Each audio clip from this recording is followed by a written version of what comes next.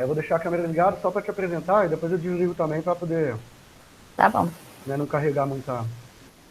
Beleza. Então, gente, boa tarde, né? Vamos dar início a mais uma edição do Colmeia, a última de 2020, né? Estamos fazendo aqui um esquema de remoto ainda, né? Então hoje a gente vai ter o tema, vai ser um tema único, né? Vai ser sobre basicamente gravitação, cosmologia, temas relacionados aos prêmios Nobel, né? De física. Então, para começar, quem vai começar hoje é a professora Leila Graef, que ela é minha colega lá na UF desde 2018. Vou fazer uma rápida apresentação. Né? Se graduou em Física na UNB, fez mestrado e doutorado também em Física na USP, né? Trabalhando com esses temas de expansão do universo, energia escura, radiação cósmica de fundo. Fez pós-doutorado na McGill, no Canadá, no Observatório Nacional e na UERJ. Né? E é bolsista nível 2 de CNPq, né? Como eu disse, desde 2018, é professora da UF, do Instituto de Física. E o tema, né, a apresentação dela já está compartilhada, é o panorama dos prêmios Nobel de Cosmologia e Gravitação, de 1978 ao horizonte de eventos. Então, Leila, muito obrigado mais uma vez por aceitar. Prazer ter você aqui no Colmeia. Fique à vontade, que agora Obrigada, é o Nuno. seu momento. Obrigada pelo convite, obrigada a você e a todos os organizadores do Colmeia e a todos que estão aqui presentes. E eu vou falar um pouquinho sobre o panorama dos prêmios Nobel da área, né? Não só, eu vou parar em 2020, onde o professor Nelson vai começar a falar. Então, eu vou falar um panorama geral de como a área está evoluindo, né? E especialmente da física que está por trás dos prêmios Nobel que a área tem tido. Mas, então, essa área dá para ver que teve um avanço muito grande nos últimos anos, né? E teve um prêmio Nobel para astrofísica antes de 78, mas eu vou focar mais em cosmologia. Então, eu começo aí de 1978, quando foi o primeiro prêmio Nobel para a descoberta da radiação cósmica de fundo. A radiação cósmica de fundo ela foi descoberta em 1964, quase que acidentalmente, como eu vou contar daqui a pouco, pelo Penzias e Wilson. E em 78 eles ganharam o prêmio Nobel por essa descoberta que acabou trazendo implicações muito importantes para a cosmologia, né, até hoje. E 5 anos depois, o prêmio Nobel foi para o Chandrasekhar pelos estudos dos processos físicos que eram importantes na estrutura e evolução das estrelas, né, e também para William Fowler pelos estudos das reações nucleares na formação dos elementos químicos do universo. Depois disso, passou mais de 20 anos até o próximo prêmio Nobel para a área, que foi em 2006, também associado à radiação cósmica de fundo. Foi para o John Malter e George Smoot, que ganharam o prêmio Nobel pela descoberta da forma de corpo negro e das anisotropias da radiação cósmica de fundo. 5 anos depois, novamente, o prêmio Nobel para Cosmologia devido à descoberta da expansão acelerada do universo, né, que foi descoberta em 1998. E 6 anos depois, pelas ondas gravitacionais, na verdade, pelo trabalho dos cofundadores do LIGO, que acabou sendo responsável pela primeira detecção de ondas gravitacionais que a gente teve. E 2 anos depois, novamente, mais um prêmio Nobel que foi para o Peebles, na verdade, foi devido às descobertas teóricas em cosmologia, de um modo mais geral, né, incluindo o universo primordial, energia escura, matéria escura, mas a gente sabe, ele mesmo considera que os estudos da radiação cósmica de fundo foram uma das principais contribuições dele na física. E no ano seguinte, né, no ano de 2020 agora, novamente, prêmio Nobel na área de cosmologia e gravitação, dessa vez para estudos relacionados a buracos negros. Essa parte eu deixo para o Nelson falar. Então, eu vou começar aqui, tem que começar, é o que eu falo, para explicar a física que está por trás desses prêmios Nobel, eu tenho que começar do início, ou seja, do início do universo, né? Mas aí vem a pergunta, o universo teve mesmo um início? E isso a gente não sabe, de fato, né? Pelo modelo mais estudado na cosmologia, o universo teria iniciado num Big Bang, numa singularidade do Big Bang, onde singularidade é uma região do espaço-tempo onde você tem uma concentração de densidade de energia extrema, né? Uma densidade de energia tendendo ao infinito no volume do universo tendendo a zero, né? Isso é o que a gente chama de singularidade. Nesse ponto, a sua matemática e a sua física já não valem mais, né?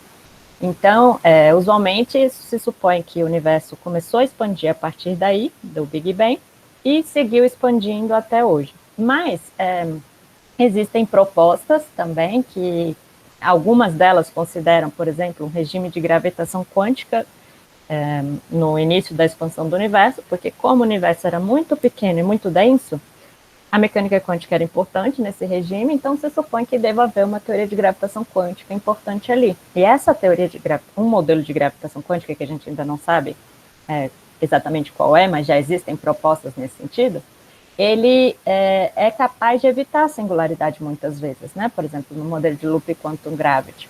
Você discretiza o seu espaço-tempo de modo que você chega num volume mínimo e não diminui o volume até uma singularidade.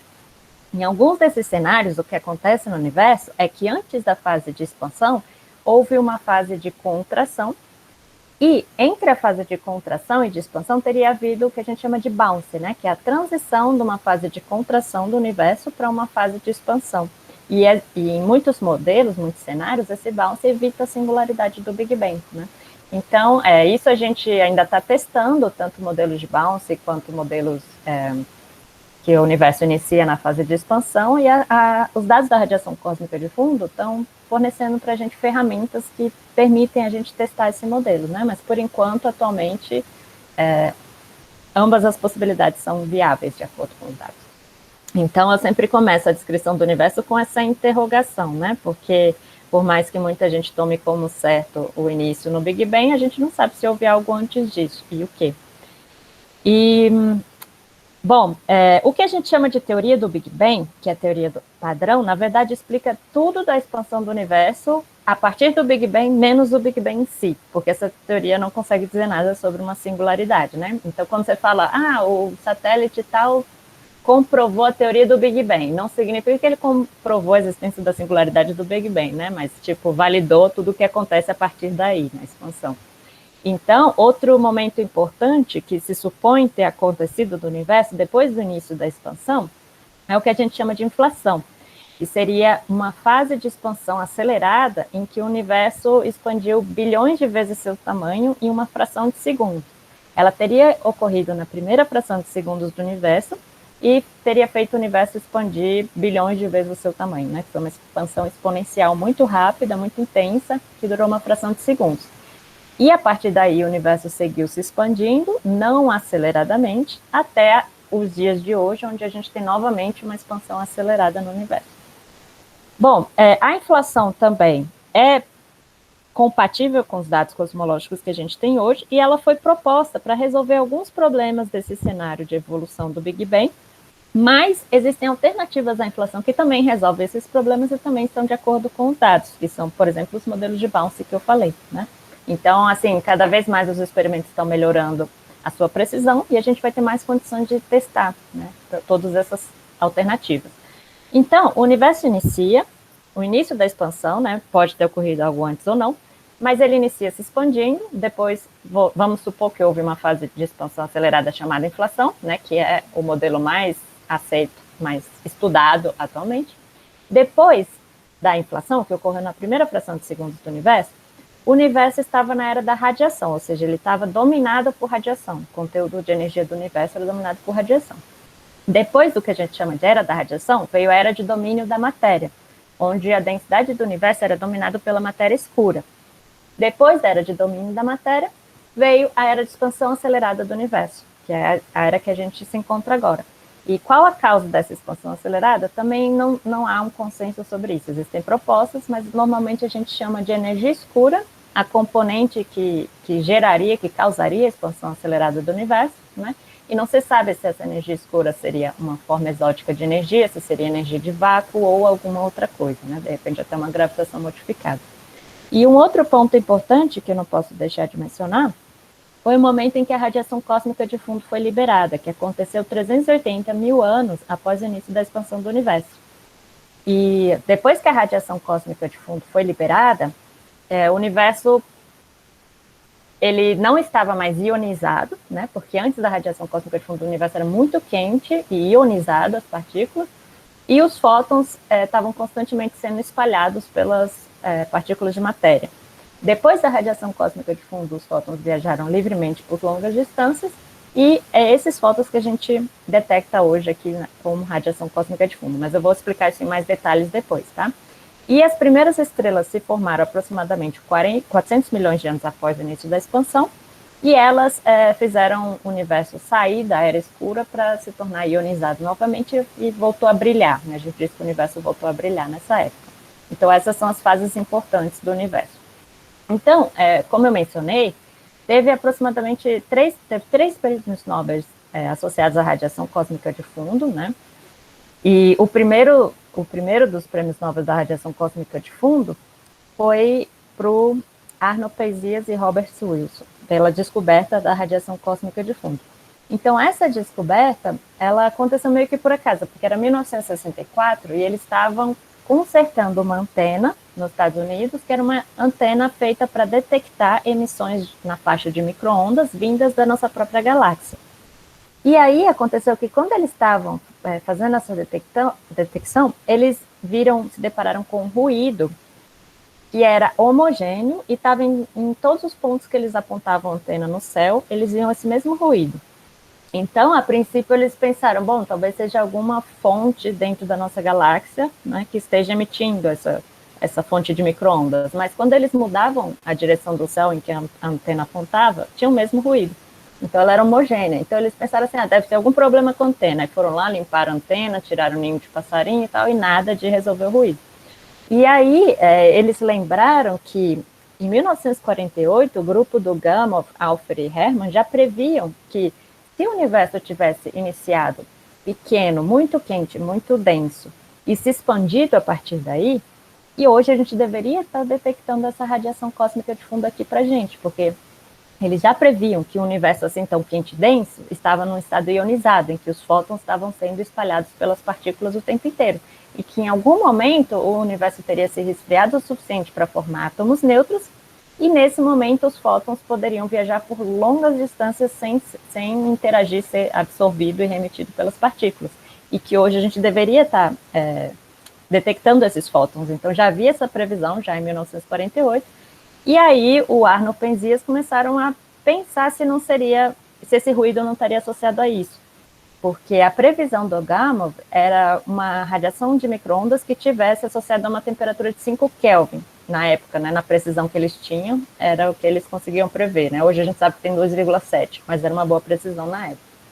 E era justamente o que eles estavam obtendo como ruído. E na mesma época, em 1964, em Princeton, o grupo do Dick, Peebles e Rickson, eles estavam elaborando um experimento para detectar essa radiação cósmica de fundo, né, que já era prevista na época do Gamow. Então, o Penzias e o Wilson, quando pensaram na ideia de que poderia ser a radiação cósmica de fundo, esse ruído, eles se reuniram com esse grupo de Princeton e juntos eles chegaram à conclusão de que essa era de fato a radiação cósmica de fundo, né, ou seja, essa radiação que a gente estaria detectando hoje, que eles viram nessa antena, teria vindo de mais de 13 bilhões de anos atrás, né, teria vindo dos primeiros 380 mil anos do universo, e é o que a gente detecta hoje aqui, vindo de todos os pontos do céu. Bom, ela é a fonte mais antiga de dados que a gente tem sobre o universo, né? E como eu vou explicar, fornecem dados extremamente valiosos sobre o início do universo, o início da expansão. Vocês estão me ouvindo bem? Sim, estou te ouvindo bem. Obrigada. Bom, então, aqui o que a gente tem nessa imagem é o mapa da radiação cósmica de fundo, né? A radiação cósmica de fundo, ela fornece como se fosse uma fotografia do universo muito antigo, quando tinha 380 mil anos, mas não é uma fotografia no visível, né? É em micro-ondas. Então, o que a gente está vendo nesse mapa? Você está vendo bolinhas azuis, bolinhas laranjas. Essas bolinhas laranjas, elas são regiões no universo mais quentes que a média. E as bolinhas azuis são regiões um pouco mais frias que a média. Então, a média dessa temperatura que a gente detecta hoje, dessa radiação que a gente detecta hoje, é 2,7 Kelvin. Então, a radiação cósmica de fundo ela é muito homogênea nessa temperatura. A gente vê diferentes locais no universo com essa mesma temperatura. Mas existem pequenas flutuações de temperaturas em torno de 2,7 Kelvin. E essas flutuações, elas são tão pequenininhas que são da ordem de 1 parte em 100 mil. E mesmo assim, hoje em dia, nossos experimentos conseguem detectar isso. E esse é o mapa dessas flutuações pequenininhas, né? E o que são essas flutuações? Hoje a gente detecta como flutuações de temperatura nos fótons da radiação cósmica de fundo, que são pequenas variações em torno dessa temperatura de 2,7, mas elas correspondem a regiões do universo primordial que eram um pouquinho mais densas que a média. Então, esses pontinhos laranjas, que hoje a gente vê como temperaturas maiores que a média, eles eram regiões onde a densidade do universo era um pouco maior que a média, ou seja, regiões onde você tinha concentração de densidade de energia. E as regiões, os pontinhos azuis, eram regiões com menos concentração de energia que a média. E por que é tão importante esse mapa, sendo que essas flutuações são tão pequenininhas, da ordem de 1 em 100 mil? Isso é extremamente importante, porque essas flutuações pequenininhas, da ordem de 1 em 100 mil, foram responsáveis para formar tudo que a gente observa hoje no universo. Estrela, galáxia, planeta, aglomerados, tudo veio dessas regiões de mais alta densidade. Porque se não houvessem essas flutuações de densidade, você não teria aglomeração de matéria, né? A gravitação é atrativa.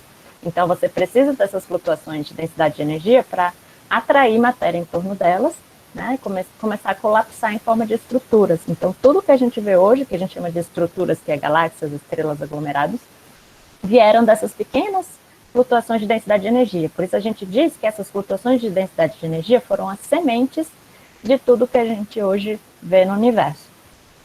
Então, inicialmente se supõe que o que aconteceu foi que uma possibilidade, né, uma das possibilidades que é muito estudada, a mais estudada hoje, é que essas flutuações vieram inicialmente eram flutuações de origem quântica. Quando o universo era bem pequenininho, extremamente denso e quente, a mecânica quântica é importante e a gente sabe que pelo princípio da incerteza, você não poderia ter uma densidade constante, absoluta em todo o espaço-tempo. Você tem que ter flutuações de energia, né, em torno dessa constante.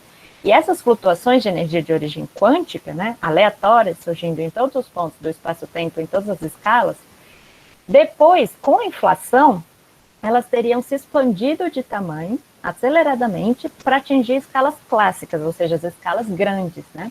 Então, com a inflação, que foi aquela expansão acelerada muito rápida e muito intensa, elas teriam se expandido, essas regiões em que você tem mais concentração de matéria e energia, teriam se expandido até tamanhos muito grandes. E a partir daí começou a se aglomerar matéria e energia em torno desses pontos de mais alta energia. E ao longo do tempo isso foi evoluindo, foram aglomerando mais e mais matéria até formar as estruturas que a gente conhece hoje. Tá?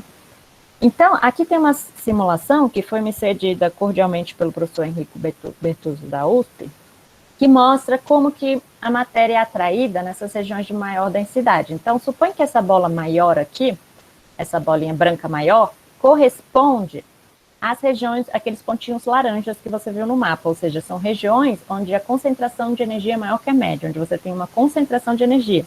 E pela gravitação, a gente espera que nessas regiões vai atrair matéria em torno delas, né, para aumentar a densidade dessa região. Então, a tendência é a matéria se atrair, né? Então, o que a gente espera... espera aí. Eu tenho que tirar o ponto. Isso. Então, o que a gente espera é algo assim, né? Que a matéria vai se concentrar nessas regiões de mais alta densidade, que corresponde às bolinhas laranjas do mapa. Mas aí tem uma questão. Antes da radiação cósmica de fundo ser liberada, o universo estava ionizado. Ou seja, ele era tão quente que não se formavam átomos neutros. Então, você tinha elétrons e prótons separados, né? Você não conseguia combinar átomos neutros, e por causa disso, os fótons eram constantemente espalhados pelos íons, né? Então, eles eram constantemente absorvidos e remetidos, de modo que eles não conseguiam percorrer longas distâncias sem interagir com a matéria. Então, o que acontecia antes da radiação cósmica de fundo é um cenário que nem está aqui nessa figura, onde as bolinhas cinzas correspondem aos íons do universo, e essa trajetória azul seria a trajetória do fóton sendo espalhados pela matéria do universo. Então, o que acontece é mais ou menos isso. Você vê que ele não percorre linhas retas por longas distâncias, porque ele está toda hora sendo espalhado e não consegue percorrer longos caminhos, tá? Então, o que acontece nesse cenário é o que vocês vão ver nessa animação, né? Os fótons, que são as bolinhas amarelas, eles espalham a matéria, e a matéria espalha os fótons, de modo que a matéria não cai nessa região de maior concentração de energia.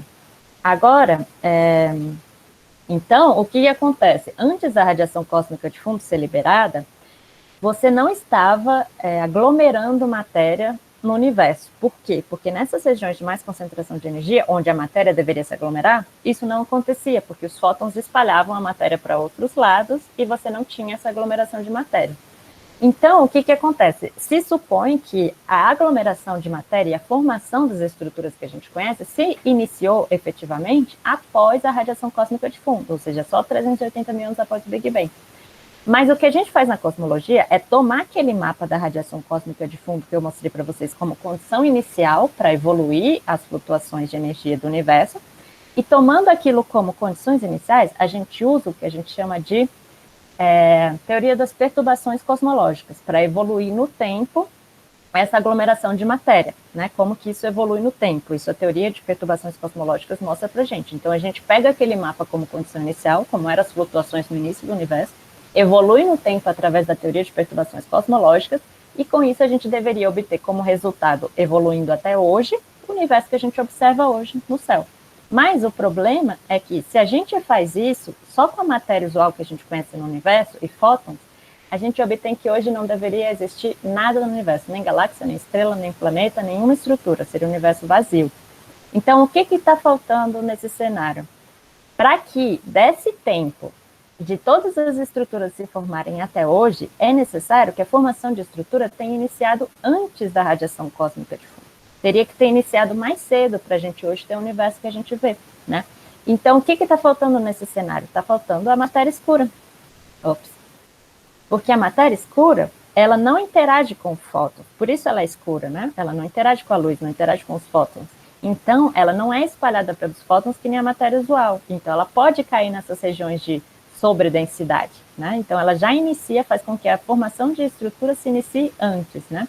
Então, isso que acontece com a matéria usual, que a gente chama de matéria bariônica, de ser espalhada por fótons, não acontece com a matéria escura, tá? A matéria escura seria esses pontinhos cinzas. Você vê que ela vai direto ao pulso de potencial. Então, ela inicia a formação de estrutura no universo antes da época da radiação cósmica de fundo.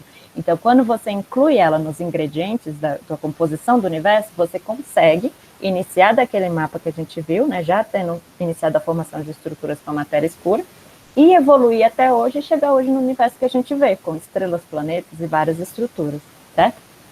Aí vem uma pergunta, e como que a gente detecta essa radiação cósmica de fundo? Já houveram 3 satélites para mapear ela, o COBE, o IMAP e o Planck, tá? E o Planck, ele fez ele escaneou todo o céu na região de micro-ondas, detectando esses fótons da radiação cósmica de fundo.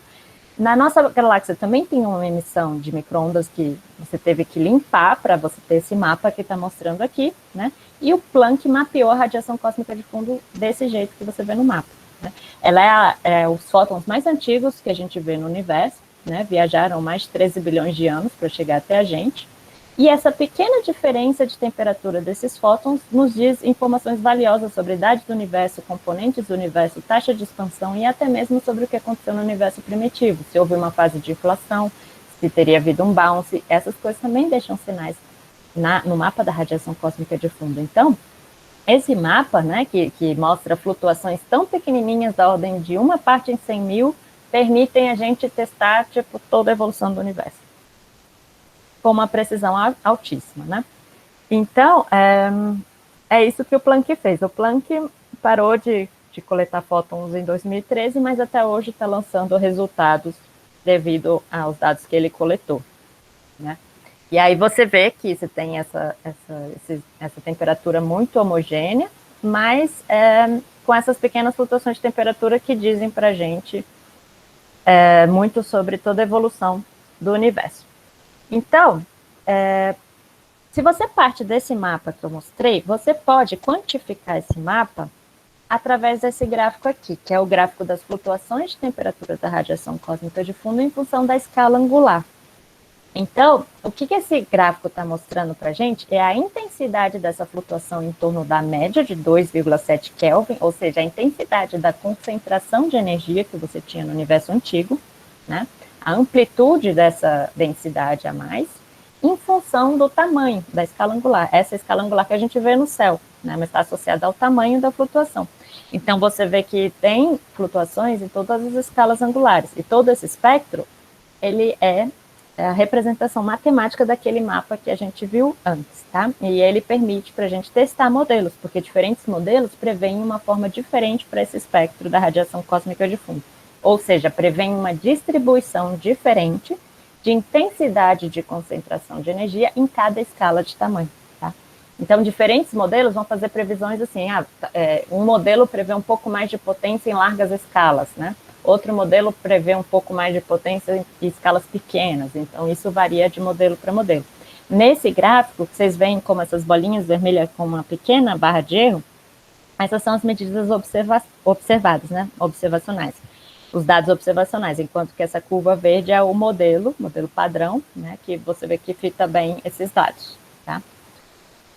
E, bom, aqui nessa animação ele mostra pra gente como que aquele gráfico, aquele mapa da radiação cósmica de fundo das flutuações é representado por esse gráfico. Então, nesse gráfico aqui, você tem as escalas angulares grandes, ou seja, as grandes escalas. Então, são flutuações como essas aqui, né? Flutuações de largas escalas e que tem essa intensidade dada pelo mapa. Aí aqui, se você diminui um pouco a escala angular, você tem flutuações como essa nesse mapa, né? E aqui essa bolinha vermelha está marcando para a gente a região, a escala angular em que corresponde esse mapa. Então, esse outro mapa tem uma escala angular ainda menor, então ele está indo cada vez mais para escalas angulares menores, né? E mostrando a intensidade das flutuações aqui nesse mapa em função da escala angular. E está indo cada vez em escalas menores e menores, né? E aí, combinando todas as escalas, ou seja, a intensidade da concentração de energia em todas as escalas de tamanho, você tem esse espectro de potências da radiação cósmica de fundo. E se você juntar todas as escalas, que nem nesse gráfico está indicando a potência em todas as escalas, se você juntar todos esses mapas, você obtém o mapa da radiação cósmica de fundo que o Planck detectou, que envolve as flutuações em todas as escalas. Para quem tem interesse, tem um site da internet muito legal em que você pode simular o mapa da radiação cósmica de fundo, que seria detectada no universo com uma certa quantidade de matéria, né? Então, aqui à direita, ele coloca como é o mapa da radiação cósmica de fundo no nosso universo aqui, e aqui é o mapa que você está simulando, né? Então, esse aqui, com essa quantidade de 5% de matéria usual, 28% de matéria escura e 68% de energia escura, você tem um universo com 100% de compatibilidade com o nosso. 13,8 bilhões de anos de idade, né? E aqui, se você tiver só matéria normal, por exemplo, pouca matéria, você vê o quanto é diferente o mapa simulado do mapa real, né? E se você encher o universo de matéria usual, olha como o mapa da sua radiação cósmica de fundo seria diferente do que a gente observa. Então, é assim que a detecção da radiação cósmica de fundo permite a gente testar modelos, né? Então, por aí vai, você pode ir brincando com as quantidades, fazendo universos simulados com muita energia escura, muita matéria escura, e ver como seria a radiação cósmica de fundo detectada nesses universos, né? E comparar com o nosso. E o que a gente usa para fazer essas previsões é o programa chamado CAMBI. Tem até a versão online também do CAMBI Online. E nessa versão online você pode até mudar os seus parâmetros do universo primordial. Ou seja, você pode escolher parâmetros correspondentes a modelos em que o universo passou por um bounce, ou escolher parâmetros em que o universo passou por uma fase inflacionária. E esses parâmetros também geram mapas e espectros da radiação cósmica de fundo diferentes, né? Então, assim, você vai testando modelos. Bom, ok, então, como vocês viram lá na simulação, o que funciona, o que gera um universo 100% compatível com o nosso que a gente observa, é um universo em que hoje você tem 69% de energia escura, aproximadamente, 25% de matéria escura e só 5% da matéria atômica usual, né, que a gente chama de baryons, que é o que forma estrelas, galáxias, pessoas, planetas e tudo. Isso hoje, né, porque anteriormente essas frações relativas variam, né? Tanto que teve a era da radiação, a era da matéria, mas hoje essa é a proporção que a gente tem, de acordo com os dados, certo? E essa proporção forma um universo como esse que vocês estão vendo aqui. Essa é a estrutura em largas escalas do universo. Isso foi obtido a partir de uma simulação, que é a Millennium Simulation, foi feito lá no Max Planck, e que é uma simulação que a gente chama de simulação de N-corpos, né? Foi uma simulação de 10 bilhões de partículas Mas cada partícula não é uma partícula no sentido literal físico, né? Cada partícula é como se fosse uma galáxia, porque cada partícula, cada corpo dessa simulação, representa 1 bilhão de massas solares em forma de matéria escura. Então, cada pontinho luminoso que vocês vão ver aqui corresponde a uma galáxia, tá? Então, essa simulação, ela tem um volume cúbico de mais de 2 bilhões de anos-luz em cada lado, e simula o universo desde seus primeiros 12 milhões de anos até hoje, ou seja, simula mais de 13 bilhões de anos de evolução do universo. Então, para fazer essa simulação, essa simulação já é o universo atual, tá? Você vê que ele tem uma estrutura de filamentos, né? Rede, parece uma teia de aranha. E aqui ele vai aproximando, ele vai dando um zoom na estrutura do universo atual, isso é uma simulação.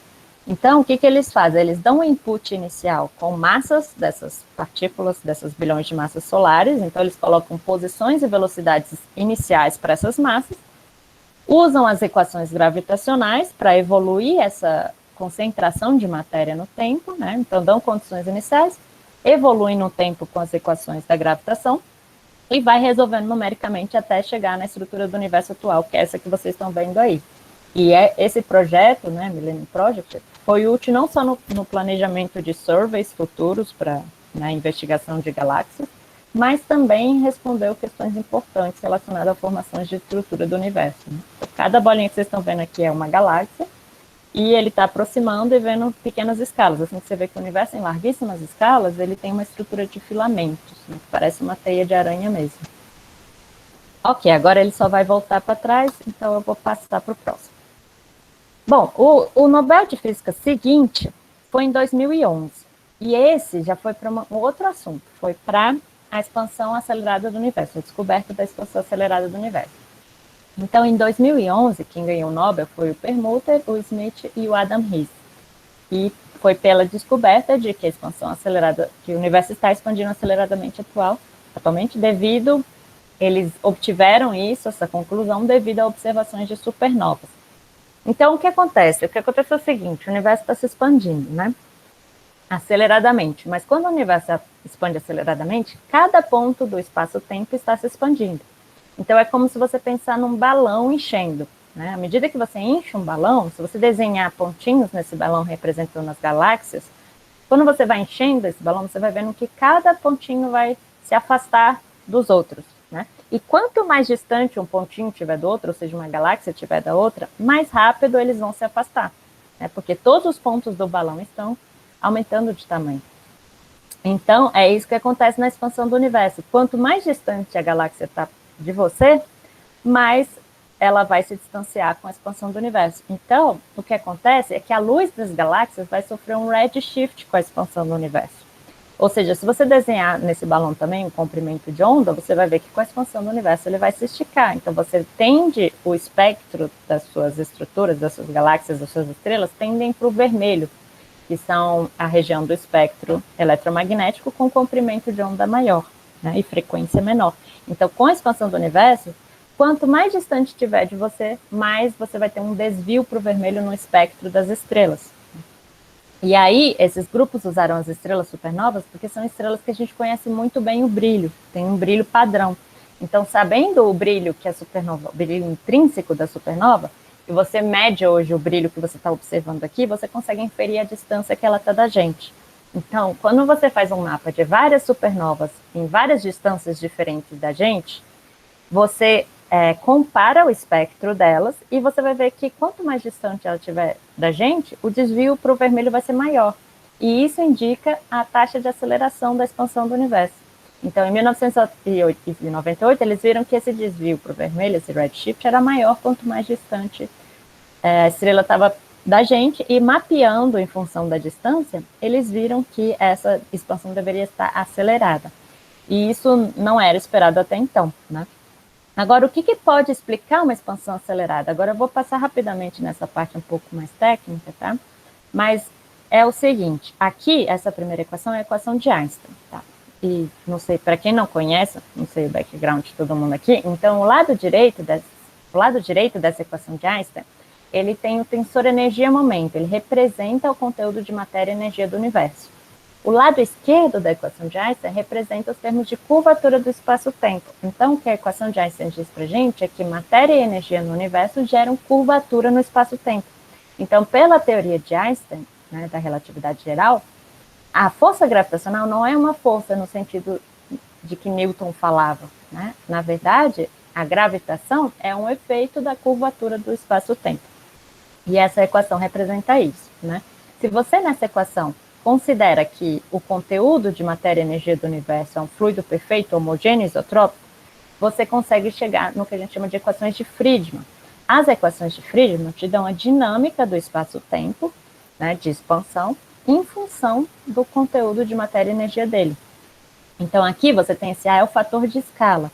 Ele te dá a variação das distâncias no espaço-tempo em função do tempo. É isso que o fator de escala faz. É como se ele multiplicasse a sua régua por uma função do tempo para você descrever coisas que estão variando de distância no tempo, né? Para você descrever um universo que está em expansão, que não é estático. Então, aqui no lado esquerdo da equação, esse K está associado à planitude do universo, que usualmente se considera zero, tá? Então, esquece esse termo. E esse primeiro termo, então, ele te dá a taxa de expansão do universo, a variação temporal da expansão do universo. Isso é o parâmetro de Rho ao quadrado. Então, ele te dá a taxa de expansão do universo e em função do conteúdo de matéria e energia nele. Então, aqui você tem a densidade de energia do fluido do universo. É claro que você pensa, mas por que o universo é um fluido, né? Eu tenho partículas de matéria, fótons, por que isso é um fluido? Bom, não é um fluido, mas quando você olha em largas escalas, né, em grandes distâncias, grandes escalas, ele se comporta como um fluido. Então, por isso, aqui a gente usa, né, em termos de uma densidade de energia. Então, aqui diz que a taxa de expansão do universo depende da densidade de energia contida nele. E aqui nessa segunda equação, você tem a aceleração da expansão do universo, a segunda derivada temporal do fator de escala. E também ela é função do conteúdo de matéria e energia do universo, onde aqui o Rho é a densidade de energia do seu fluido, né, que compõe a matéria do universo, e aqui é a pressão desse fluido, P. Tá? Agora, aí vem um problema, que eu vou explicar agora essa constante cosmológica, o papel dela aqui. Inicialmente, não tinha constante cosmológica nessa equação. Aí, só que essas equações não conseguiam descrever um espaço-tempo estático, como era na época do Einstein, eles achavam que o espaço-tempo tinha que ser estático, só porque nunca tinham escutado falar de um espaço-tempo que não era estático, então era a intuição da época e eles queriam que fosse estático. Só que essas equações de Einstein não estavam dando um universo estático. E aí, eu acho que na época era muito difícil pensar que poderia não ser estático, aí ele falou assim, não, eu vou fazer ser estático e vou botar essa constante aqui na equação. Então, essa constante cosmológica inicialmente foi colocada por Einstein para conseguir descrever um universo estático a partir das equações dele. Mas aí aconteceu que em 1929, o Hubble, que era um pesquisador astrônomo, detectou indícios da expansão do universo, viu que o universo estava expandindo porque as galáxias estavam se afastando de nós. Não aceleradamente, porque a aceleração do universo foi só em 98 que foi descoberta, né? Mas em 29 o Hubble viu que estava expandindo, não aceleradamente, mas estava expandindo. Então, Einstein pensou, então não preciso mais dessa constante cosmológica, se o universo não é estático mesmo, removeu a constante cosmológica dessas equações e falou que foi o maior erro da vida dele. Só que aí, em 1998, eles viram que o universo estava expandindo aceleradamente. Agora, pensa só, se você olha para essa segunda equação aqui, sem esse termo da constante cosmológica, porque ele já tinha tirado ela fora, né? O que você tem aqui? Você tem do lado direito uma densidade de energia, que para tudo que a gente conhece, densidades de energia são positivas, né, não negativas, a matéria tem que ter uma densidade de energia positiva, certo? E pressão, a matéria usual que a gente conhece tem pressão nula ou positiva, no caso da radiação, né? Se tem radiação, você tem uma pressão positiva, se você tem poeira, você não tem pressão. Mas a gente não conhece uma coisa que tem uma pressão negativa, né? Agora, se você olhar aqui, para você ter uma expansão acelerada, uma aceleração positiva, esse termo aqui, a soma desse termo, teria que ser negativa, porque senão o sinal da aceleração seria sempre negativo. Então, para a matéria usual que a gente conhece, com densidade positiva, pressão positiva, a expansão seria sempre desacelerada, o que é o que a gente pensa usualmente, né? Porque sendo que a gravitação é atrativa, ainda que o universo tivesse começado numa expansão, essa expansão deveria ser desacelerada, porque se a gravitação é atrativa, ela estaria freando essa expansão, né, no sentido de aglomerar a matéria. Então, alguma coisa tem que entrar aqui para você ter uma aceleração positiva. Então, ou você volta com a constante cosmológica aqui, e essa constante cosmológica dominando sobre o primeiro termo, você teria uma aceleração positiva para o universo, ou então você não coloca a constante cosmológica e supõe um fluido exótico no universo, uma componente de energia exótica no universo que a gente não conhece, mas que tem a pressão negativa, e suficientemente negativa, de modo que esse termo ganhasse desse e esse lado direito da equação ficasse positivo. Como a constante cosmológica está do lado direito da equação como qualquer conteúdo de matéria e energia do universo, ela também pode ser interpretada como parte do conteúdo de matéria e energia do universo. E o único conteúdo de matéria e energia do universo que poderia ter essas propriedades, né, seria a energia do vácuo, né, porque essa propriedade está associada a você aumentar o volume e não decrescer a densidade do seu fluido. Então, a energia do vácuo poderia ser a interpretação para essa constante cosmológica. Só que aí tem um pequeno problema. A teoria quântica de campos tentou calcular essa energia do vácuo e obteve 10 elevado a 120 vezes o valor que esse termo deveria ter para bater com as observações da expansão acelerada do universo. Então, a gente tem um erro de 10 elevado a 120, se isso for a energia do vácuo. E o que poderia explicar esse erro? Ou a teoria quântica de campos calculou errado a energia do vácuo, ou a energia do vácuo não gravita, ou então, que é a abordagem usualmente tratada, alguma coisa, a energia do vácuo não gravita, ou ela é reduzida, e você tem uma outra componente de energia, né? Não tem a energia do vácuo, que é 10 elevado a 120 vezes o valor observado, não tem. E você teria uma outra componente de energia exótica, que é o que a gente chama de energia escura, e essa componente teria a pressão negativa e a densidade necessárias para explicar a expansão acelerada que a gente vê no universo. Tá? Então, isso é o que a gente chama de energia escura, que seria uma componente exótica com pressão negativa, um fluido com pressão negativa, que faria o universo expandir aceleradamente.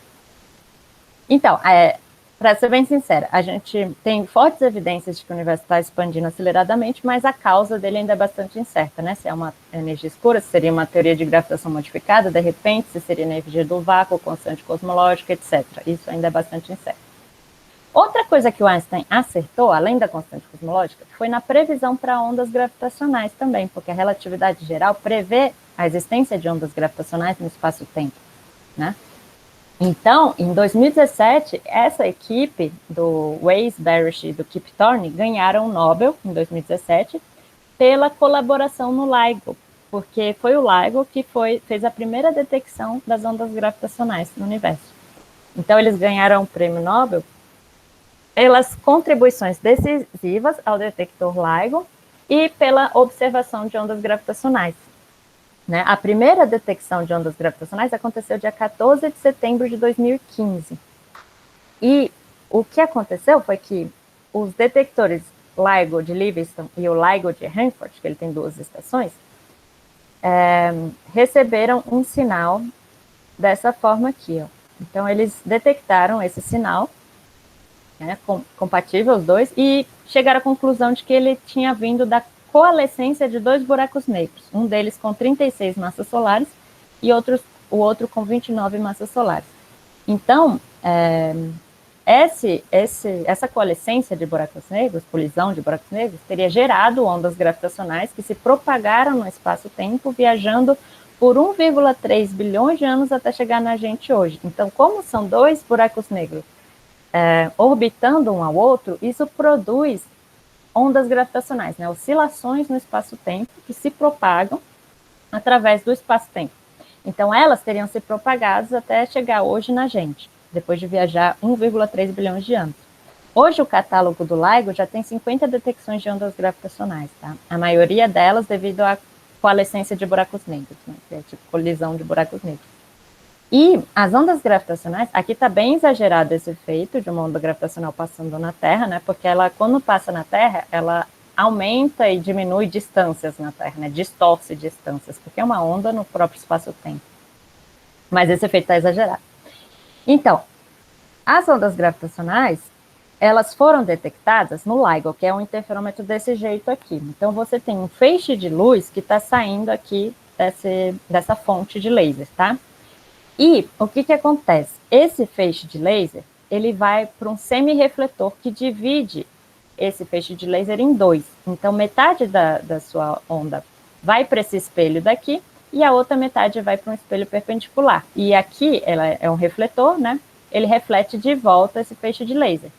E aqui esse semi-refletor vai recombinar esses dois feixes para ir para esse detector. Mas quando passa uma onda gravitacional, uma distância de um feixe se comprime em relação à outra. Então, um dos dois feixes vai aumentar de distância e o outro, que foi na perpendicular, vai se contrair essas distâncias, né? Porque a onda gravitacional distorce as distâncias. Então, em um lado ela vai esticar e no outro contrair.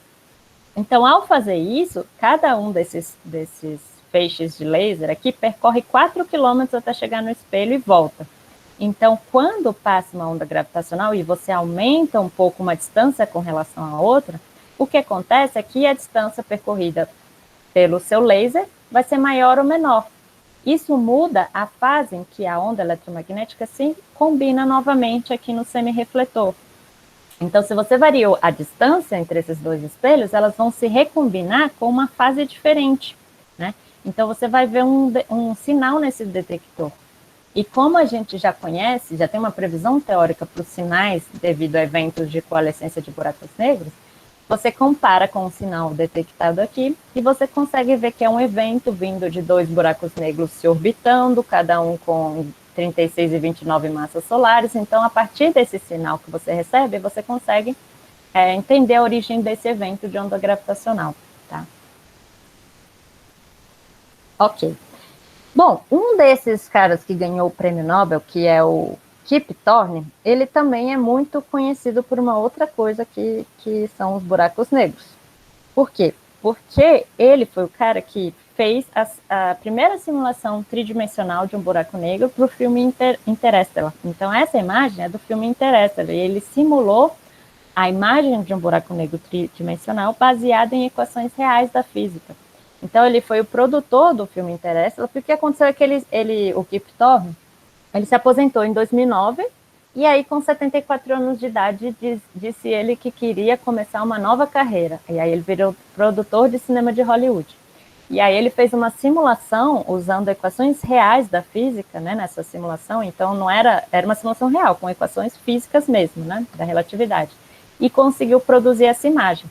Então, isso inclusive gerou publicações científicas, né, essa simulação. E aí, aqui nesse artigo, por exemplo, Visualize Interstellar Wormhole, ele fala de uma abordagem, ele sugere usar o Interstellar para aulas de relatividade, né? E aí ele menciona que o filme Interstellar tem ciência real na sua fábrica, graças ao diretor, né, com o seu compromisso com a ciência, graças ao produtor Kip Thorne e ao time de efeitos visuais, e o fato do Kip Thorne ter sido produtor executivo, né? Inclusive, ele publicou um livro sobre a ciência do Interstellar, muito interessante. E ele também é muito conhecido por esse livro Gravitation, que é muito usado em teoria da relatividade geral. E também esse best-seller aqui, Black Holes and Time Warps, também é muito interessante, é um best-seller dele. Então, assim, depois que ele se aposentou também, ele continua muito comprometido com a parte de divulgação científica, né? Tem livros interessantíssimos. Bom, aí falei sobre o Kip Thorne, sobre o último prêmio Nobel, e agora, finalmente, eu chego em 2020, né, tendo começado há 13,7 bilhões de anos atrás. Eu acho que em menos de uma hora eu consegui chegar em 2020.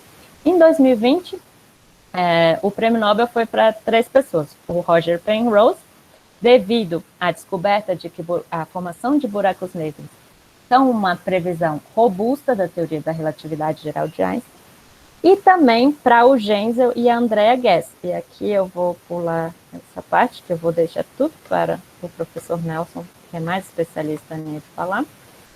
E eu vou falar que o Reinel Genzel e a Andrea Ghez ganharam o prêmio Nobel também, dividiram o prêmio Nobel com ele, pela descoberta de um objeto compacto e supermassivo no centro da nossa galáxia. Então, por mais que eles, no prêmio Nobel, foram cuidadosos de não mencionar buracos negros, mas provavelmente esses objetos supermassivos são buracos negros, né?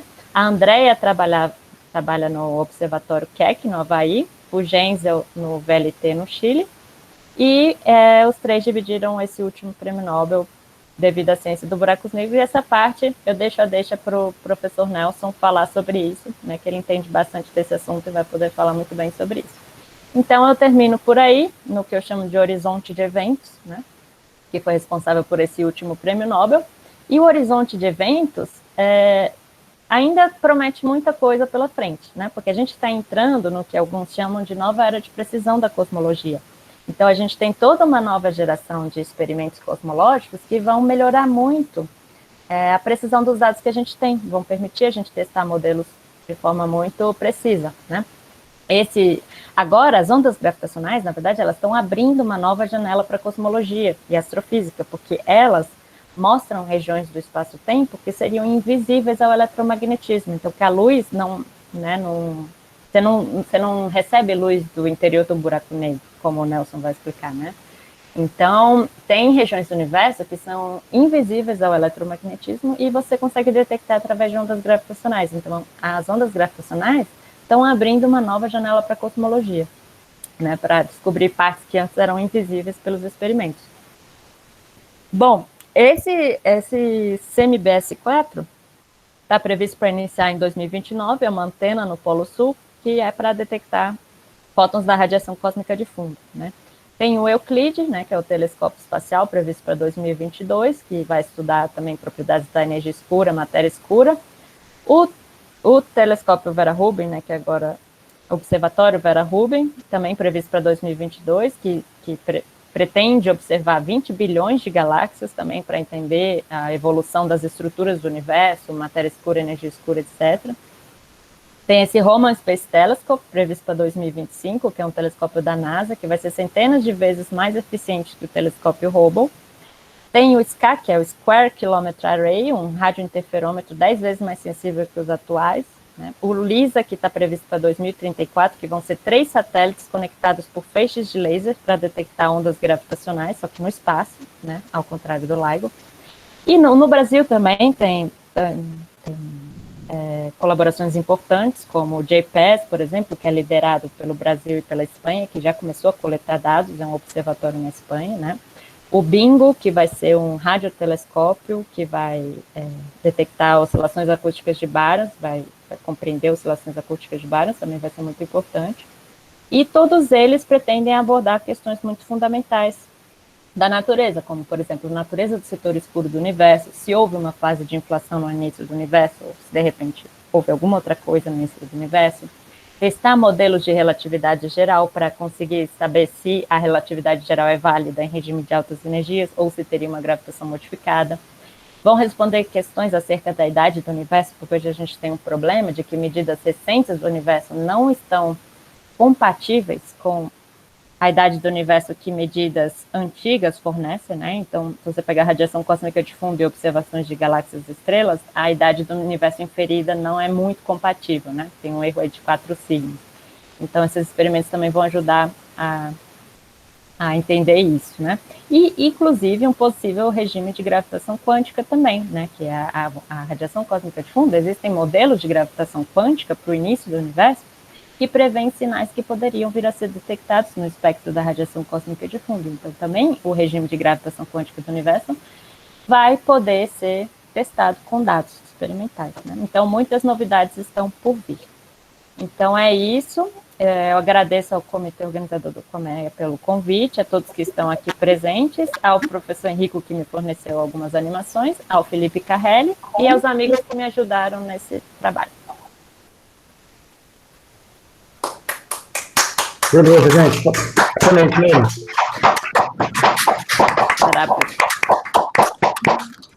Muito bem, Leila. Obrigado Obrigada. mais uma vez por aceitar o convite. Ela já viu outras palestras dela, ela sempre é bastante didática, usa essas animações que ficam muito ilustrativas, né? Obrigada. Eu esqueci de mencionar então que liberar, todas são liberadas para uso, assim que eu não tenho problema com copyright, tá bom? Claro, com certeza. Tá, tem algumas pessoas querendo fazer perguntas aqui, tá? Então eu vou liberar aqui pela ordem que fizeram, né? Então, primeiro, Celso Belo, por favor, pode falar. Deixa eu ligar. Alô, boa tarde. Oi. Oi, boa tarde. Boa tarde. Olá, Leila, tudo bom? Ótima palestra. Tudo bem? Obrigada. Eu não sou da área, mas estou aqui de abelhudo. Eu queria fazer duas perguntas. Uma delas é o seguinte: nesses modelos de evolução do universo, e em que instante que começam a surgir as simetrias, as leis de conservação? Se existe estudo relativo a isso?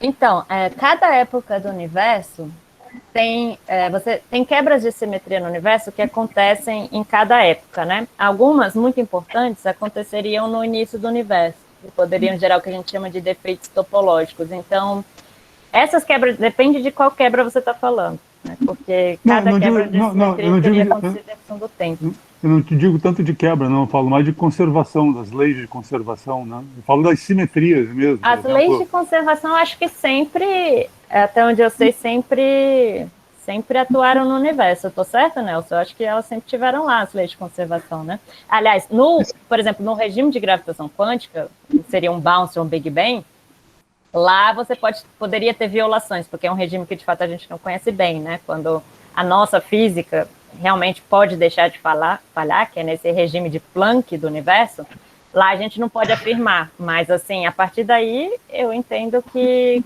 você já tem as leis de conservação. Você tem algum comentário sobre isso, Nelson? Não, é isso mesmo. Classicamente, as leis de conservação estão valendo, né?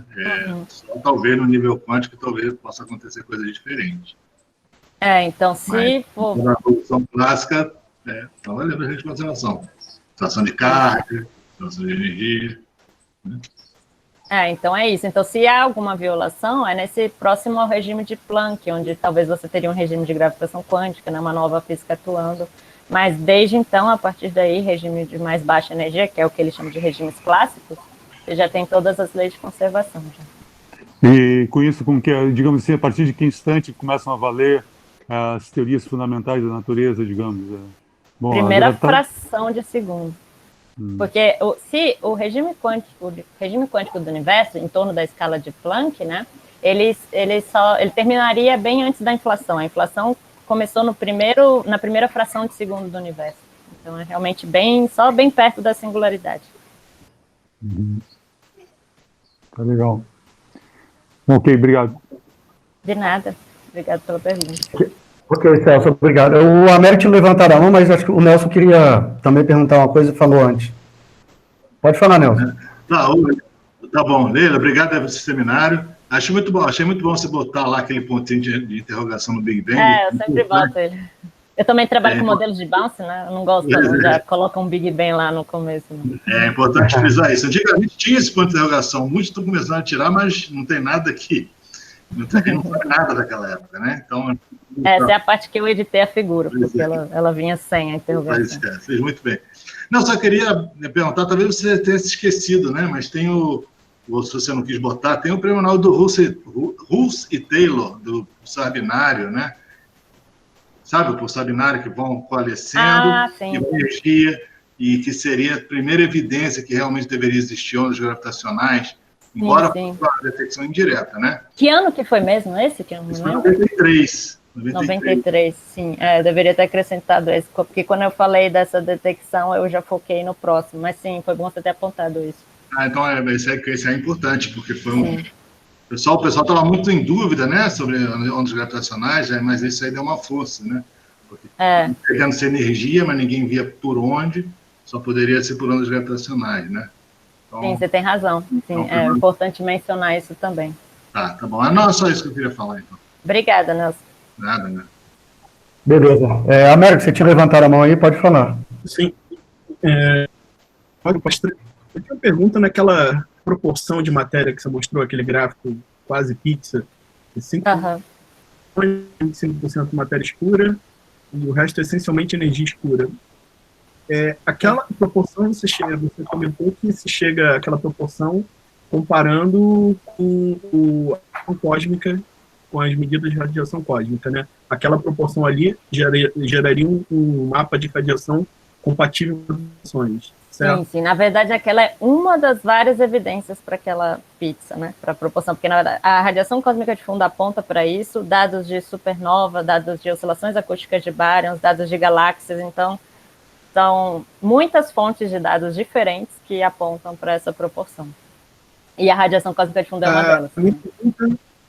A minha pergunta é sobre aquela proporção. Como tem um processo não linear aí, envolvendo esses diferentes tipos de matéria, energia, aquela é a única proporção que geria um padrão de radiação compatível com as observações? Você não poderia ter uma outra proporção, 70% matéria escura, 20% de energia escura, 15% Não. O que você pode ter é, por exemplo, uma diferente interpretação para energia escura, né? Ou para matéria escura. Por exemplo, existem propostas que consideram que elas teriam vindo de repente, de uma gravitação modificada, que não é de Einstein, né? Em alguns regimes do universo. Então, você poderia mudar, talvez, a interpretação do que é a energia escura e a matéria escura. E existem dados, por exemplo, dados de supernova e de radiação cósmica de fundo, eles não concordam com precisão se é 68%, se é 71% e um pouquinho, mas a barra de erro é pequena, né? Então, assim, certamente está em torno aí de 68% a 70 e poucos % de energia escura. Isso vem de todas as fontes de dados, apontam para isso. Teve até uma pesquisa falando que observações de algumas supernovas estavam apontando para o universo que não estava em aceleração. E que então talvez isso viesse do movimento da nossa galáxia, o nosso movimento peculiar no universo, né? Poderia ser um efeito desse movimento. E eles conseguiram explicar isso com dados de supernovas, mas quando você combina com outras supernovas, com outros dados de galáxia, com radiação cósmica de fundo, com todos os outros dados, então você tem um indicativo muito forte dessa composição de 70% de energia escura. E sobre detecção, tem evidência experimental de matéria escura, de energia escura? Não. Matéria escura está tendo uma busca intensa, e é o que eu falei no último seminário. Eu acho que eles vão encontrar em breve, mas é perigoso falar isso. Eu prefiro falar que eu espero que eles vão encontrar em breve. Mas eles têm vários experimentos, inclusive o LHC, né, por mais que tem algumas linhas de investigações que poderiam vir a encontrar sinais de matéria escura, né? E tem vários experimentos diferentes buscando detectar matéria escura. Agora, a energia escura é um negócio bem mais complicado, porque a gente, de fato, não sabe se é uma energia mesmo, se é energia de vácuo, se é alguma outra coisa. Então, a energia escura a gente não sabe nem onde buscar, assim, porque até tem alguns modelos de que partícula poderia ser, o que poderia ser, mas ainda o status da matéria escura ainda é melhor nesse sentido, né? Se você busca através de física de partículas, a gente consegue algumas hipóteses para buscar a matéria escura. Né, se poderia ser Axion, se poderia ser WIMPs, sabe mais ou menos a faixa de energia onde a gente poderia procurar, mas a energia escura ainda está um pouco, nesse sentido, ainda está um pouco longe de buscar essa componente. Obrigado. Nada. Beleza, então.